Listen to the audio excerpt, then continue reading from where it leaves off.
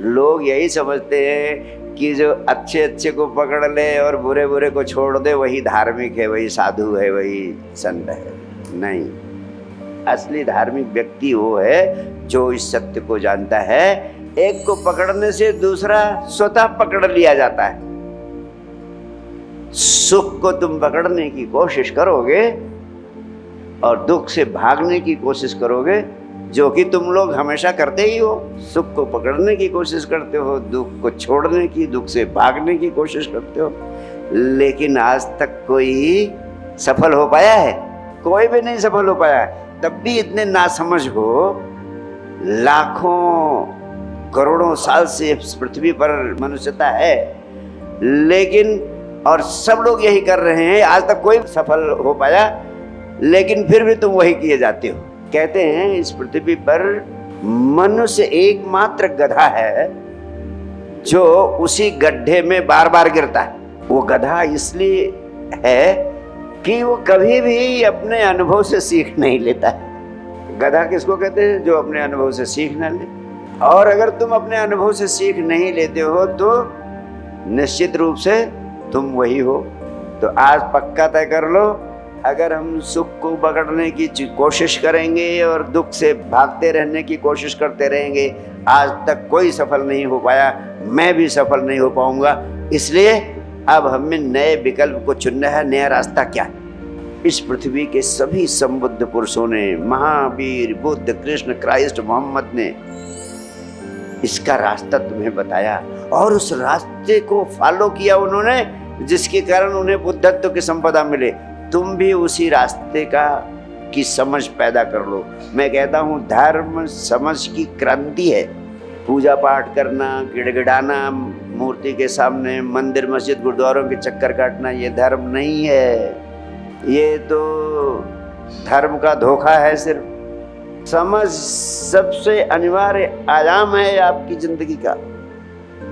ये समझ आ जाए कि सुख और दुख दोनों एक सिक्के के दो पहलू हैं। एक को हम पकड़ने की कोशिश करेंगे तो दूसरा आ ही जाएगा।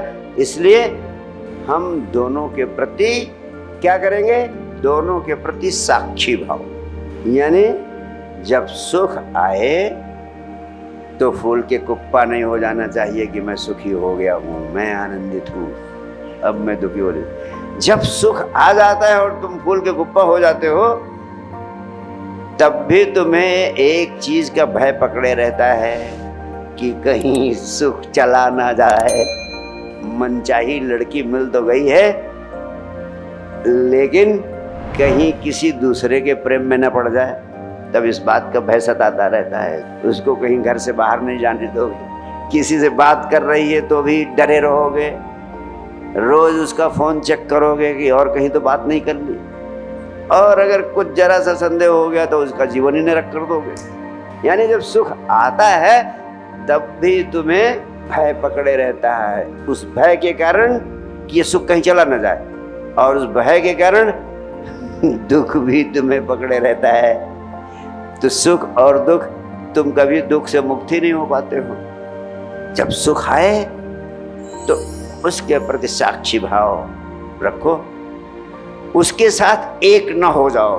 डोंट बिकम वन विद सुख, don't identify yourself with pleasure, don't identify yourself with happiness. ये आइडेंटिफिकेशन जो आप कर लेते हैं, जो हम उसके साथ एक हो जाते हैं, यही सबसे बड़ी पीड़ा का कारण है।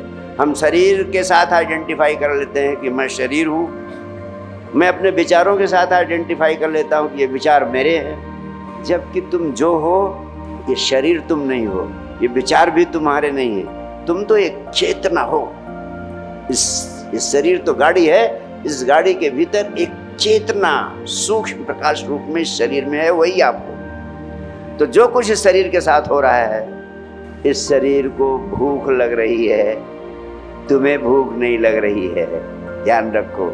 ये शरीर गुरु जी को सुन रहा है, तो तुम शरीर के बाहर खड़े होकर गुरु जी को और अपने शरीर को सुनता हुआ देखो, गुरु जी को बोलते हुए अपने शरीर को सुनते हुए देखो, तो तुम्हें पता लगेगा तुम साक्षी हो।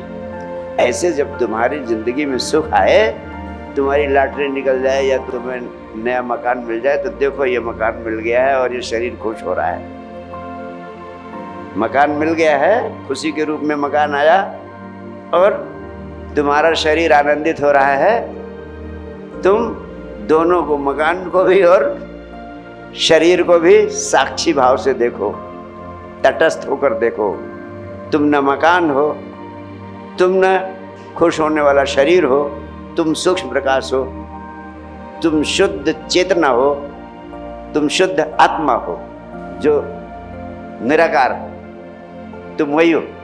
तो जब सुख आए तो साक्षी भाव बनाए रखो।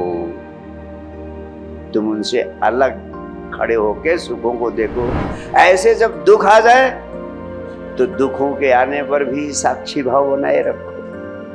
दुख की घटनाओं को उनसे अलग होकर साक्षी भाव से देखो। तब तुम्हें लगेगा कि दुख अलग है, तुम अलग हो। जैसे सुख आया था, सुख की घटनाओं के प्रति आपने साक्षी भाव से देखा था, सुख की घटनाएं अलग, तुम उनसे अलग। वैसे दुख की घटनाएं आए तो भी साक्षी भाव से देखो कि वो अलग हैं, तुम उनसे एक नहीं हो। तुम उनसे, तब ये घटनाएं तुम्हें प्रभावित नहीं कर पाएंगी। और मैं एक विज्ञान समझा रहा हूं, अगर इसका तुम रोज रोज अभ्यास करो, सुख आए तो अभ्यास करो, अकंप बने रहो कि अलग होकर देखो। दुख आए तो भी उसको अलग होकर के देखो, तब तुम्हें पता चलेगा कि सुख भी आते हैं, दुख भी आते हैं। और तीसरी चीज याद रखो कि सुख और दुख आते हैं, ये टेम्परेरी हैं, कुछ समय रहते हैं, हमेशा नहीं बने रहते हैं, वे चले जाते हैं। तो सुख आए तो भी याद रखो कि ये भी चला जाएगा, दुख आए तो भी याद रखो ये भी चला जाएगा। तो तुम साक्षी बने रहोगे। जब तुम साक्षी भाव में जीने की कला सीख लेते हो, तब सुख और दुख, जाड़ा गर्मी बारिश, अच्छा बुरा, शुभ अशुभ, इन सब से मुक्त हो जाते हो। जो इन सब से परे खड़ा रहता है उसी को हम कहते हैं सिद्ध, उसी को हम कहते हैं साक्षी, उसी को कहते हैं मुक्त, उसी को हम कहते हैं ज्ञानी, उसी को हम कहते हैं बुद्ध, उसी को कहते हैं महावीर, उसी को कहते हैं क्राइस्ट, उसी को कहते हैं कृष्ण। ये अवस्था तुम्हें हो जाए, तुम्हारा साक्षी सिद्ध हो सके, यही आशीर्वाद मैं तुम्हें आज देता हूँ।